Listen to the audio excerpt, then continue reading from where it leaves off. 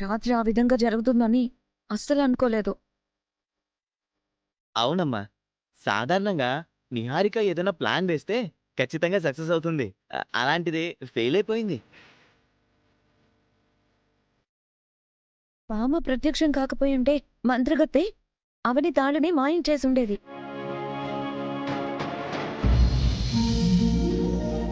అమ్మా నాగమ్మ, నేను కోరిన విధంగా మా అమ్మ తాళిని కాపాడినందుకు చాలా సంతోషం తల్లి.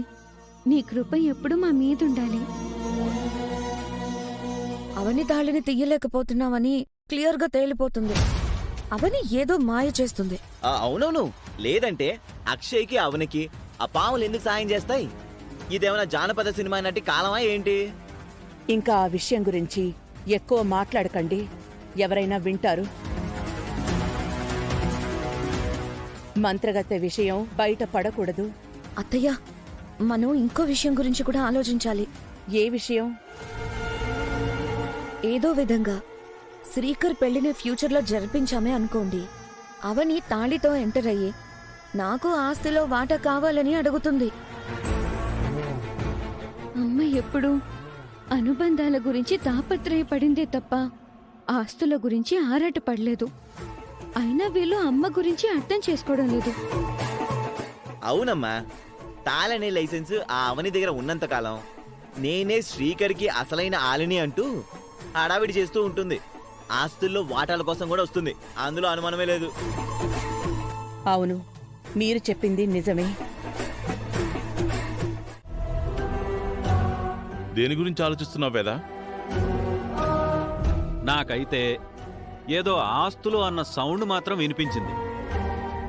అవునవును, నాకు వినిపించింది. నీకు మా ఇంటి విషయాలు బాగానే వినిపిస్తున్నాయి. అయ్యో రామా, మాట్లాడుకుంటుంటే వినపడవా ఏంటి? నా చెవులు బాగానే పనిచేస్తున్నాయి శౌర్య. ఇంతకుముందు అక్షయ్ కూడా నీలాగే అన్ని విషయాలు దూరిపోతూ ఉండేది. ఇప్పుడు నువ్వు తయారయ్యావు. అక్షయ్ నాకు బాగా పరిచయం. అక్షయ్ చాలా మంచిది. దాని గురించి నువ్వే పొగడాలి మరి. అయినా ఈ ఇంట్లో దాని ఊసు తీసుకురావద్దు. ఎందుకంటే అది మా శ్రీకర్ బాబాయ్ కూతురు కాదు కాబట్టి. మీరు గొడవ పడకండి. అమ్మా, అసలు విషయం ఏంటి? అవని తాళి తీయనంటుంది, ఇవ్వనంటుంది. అలా అయితే నీ పెళ్లి కావడం కష్టం. పైగా మంగళసూత్రాలను అడ్డం పెట్టుకుని ఆస్తుల్లో వాటాలడిగినా అడుగుతుంది. దాని గురించే మాట్లాడుకుంటున్నాం. అవని గారు అలాంటి వారు కాదు అని నాకు అనిపిస్తుంది. నిన్న కాక మొన్న మన ఇంటికి వచ్చిన అర్చనకు అవని వ్యక్తిత్వం గురించి అర్థమైంది, కానీ మీకు అర్థం కాలేదు.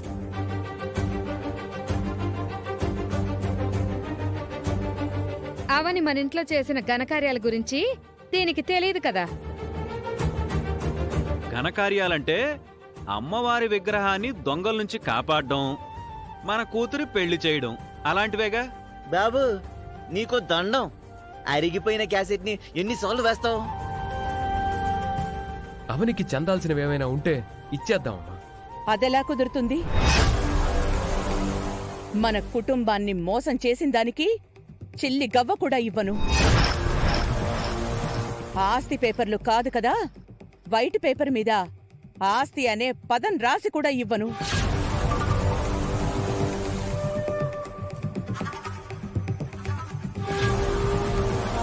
మా కష్టార్జితం మాకు నచ్చిన వాళ్ళకి మాత్రమే ఇస్తాం. తనకు ఎంతో కొంత ఇవ్వడంలో తప్పులేదన్న అభిప్రాయం. అయినా నువ్విస్తానన్నా కూడా తను తీసుకునే రకం కాదు. అటువంటి వాటి కోసం ఆశించే మనిషి కాదు అని మీరు నోటి మాటలతో అంటే సరిపోతుందా ఏంటి? ఏదైనా సరే రాతపూర్వకంగా ఉండడం మంచిది.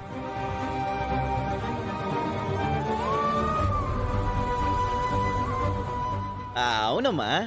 ఏదైనా బాండ్స్ రూపంలోనో అగ్రిమెంట్ రూపంలోనో ఉండడం మంచిది. మన సేఫ్టీలో మనం ఉన్నట్లుంటుంది. అయితే మనం వెంటనే వెళ్ళి అవనితో రాయించుకునొద్దాం. రాని హారిక.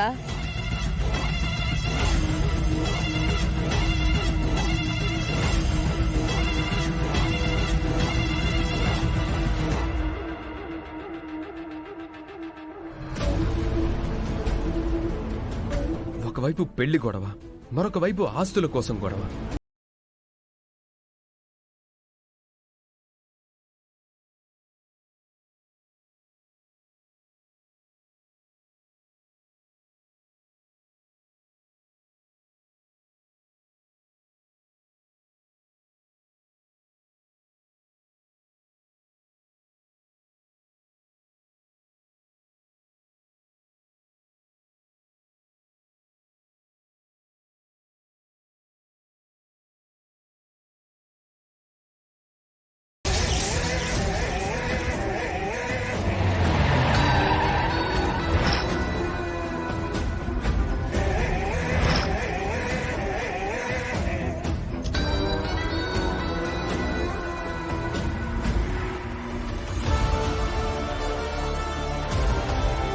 ఎందుకలా అంటున్నావు? పొద్దున్న లేచేసరికి ఒళ్ళంతా బరువుగా ఉన్నట్టు అనిపించింది. చీర మీద ఏదో పౌడర్ కనిపించింది.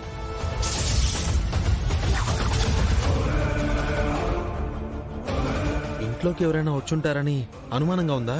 అవును బావా, వేసిన తలుపులు వేసినట్టుగానే ఉన్నాయి. ఎవరొస్తారు?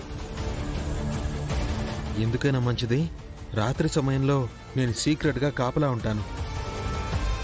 ఎందుకంటే ఆ నిహారిక నీ మీద ఎటువంటి కుట్రలు చేస్తుందో తెలియదు కదా.